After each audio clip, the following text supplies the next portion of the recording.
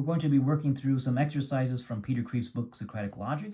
In another video, I'm going to be going through the logic of terms. We're going to be thinking about what's the distinction between unambiguous versus ambiguous. Moreover, with 1, what's the difference between 2, clear or unclear, or 3, exact or vague, and so on and so forth.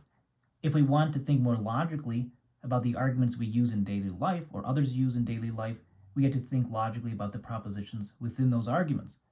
But to even do that, we have to think about the terms within those propositions. We have to think logically about terms and be able to classify terms, think about subtle distinctions. For example, in this exercise, we're to classify each of the underlying terms as univocal, equivocal, or analogical. So univocal basically means the term is being used in the same exact sense. It's being applied in the same exact way each and every time. With an equivocal term, we're applying it in 2 different senses, at least 2 different senses. Analogical is, so to speak, in between univocal and equivocal. Analogical doesn't mean metaphorical. Analogical means partly the same, partly different. So in that sense, it's halfway between univocal and equivocal. For example, number 1, I love ice cream and I love you too. We're thinking about the term love. I love ice cream and I love you. So should love be thought of as univocal, equivocal, or analogical? Now, presumably, the person saying this is using the term analogically. Love doesn't just mean like. You can like ice cream. You can like another person. But with love comes a willing of that person's good and well-being. So you wouldn't apply the word love in the same way to ice cream and to a person, but neither would you apply it in a totally different sense. So it's not univocal, it's not equivocal. It seems best to be thought of as analogical. How about number 2? To murder is evil, and to be murdered is also evil. Is evil used here and here the same, different, partly the same, partly different? Is it univocal? Is it equivocal? Is it analogical? So I think this is also analogical. So to murder is evil. The act of murder is a moral evil. To be murdered, well, that is a physical evil. So we have a moral evil and a physical evil. So partly the same, partly different, it's analogical. It's definitely not univocal. The evil of murder is different than just being killed. Okay. Number 3, a litter of pups was living in the street in the middle of a pile of litter. I'm sorry if my hand's blocking this. Let's try this again. A litter of pups was living in the street in the middle of a pile of litter. Let's think about this. We have a litter of pups and a pile of litter. How should we think of litter? Well, the terms are being applied in totally different ways, right? Hence, litter is equivocal, if this will focus in. It's equivocal. Okay. In the first sense, we have animal offspring, and in the second sense, we have scattered trash. One more. Number 4. 2 customers paid $200 each for 2 chairs 2 days ago. So we have 2, 2, 2, 2. Is that univocal, equivocal, or analogical? Well, 2 is 2 is 2. So it's univocal. Okay. It's definitely univocal. But the thing is here is don't be confused because we're talking about different types of 2. The number 2, so to speak, can attach itself to all different sorts of units, but the number 2 is still 2. Okay. So it seems to be univocal. So let's go to another set of exercises if I can find what I want. Yeah, I think this is right. Okay. I was thinking it might be another page. So here we have, this is the last set of problems we're going to be doing.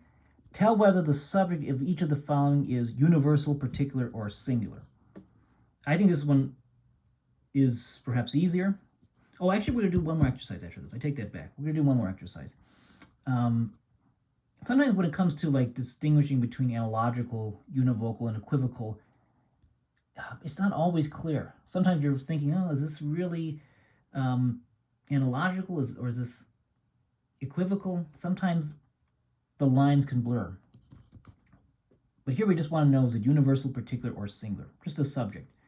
So number one, only a few planes came back. So planes is the subject, only a few, so that's just particular, right?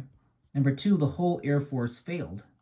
Well, it says the whole Air Force, the whole Air Force. So we have universal, several planes crashed. Well, planes, just several of them. It's not saying all of them crashed, so that's just particular. How about the pilot brought no parachute? Well, here the pilot, that's just singular, right? So that's actually fairly easy.